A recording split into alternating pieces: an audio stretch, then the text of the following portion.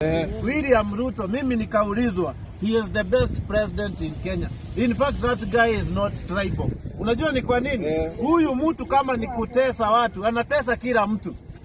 Unaelewa? Kama ni kuabduct, anaabduct kila mtu. Hataki kujua ni wa Homa Bay ama ni wa wapi. Si aliabduct hadi wa Kale. Kama ni haifanyi kila mahali. Kama ni kupora, anapora kila mtu. Si ati anapora watu wengine. William Ruto tunakupendea hapo. You are not tribal at all. Huyu jamaa anawapenda nyinyi wote. Kama ni kututesa, si anatutesa sisi wote. Unaelewa? Tukiitwa wajinga ni sisi wote.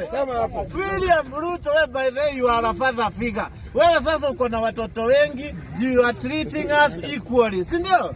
So William Ruto si ni mzuri? Si anatuteza sisi wote? Anatubagua sisi wote? Anatuabduct sisi wote? Anatuua sisi wote? Hapo kwa nini mnasema huyu mtu sio mzuri? Ubaya ni akapague watu wengine. Si ndio? Sasa yeye si tribal. Sio tribal. Huyu jamaa sio tribal. Anatesa kwa wote. Ni vile tu anajipenda yeye mwenyewe. Unajua hapo ni Lazini one time. Hata atuteza si ni one time. Hata kama yuko tribal si ni one time. Huyu mtu hata hafanyi maendeleo kwake. Hafanyi. Huyu mtu anatutesa equally.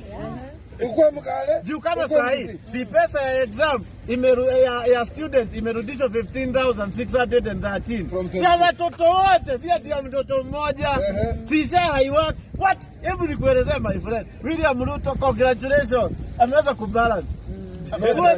Amebalance ikwisha. Mjamaa sio mjinga. Amefanya inclusion.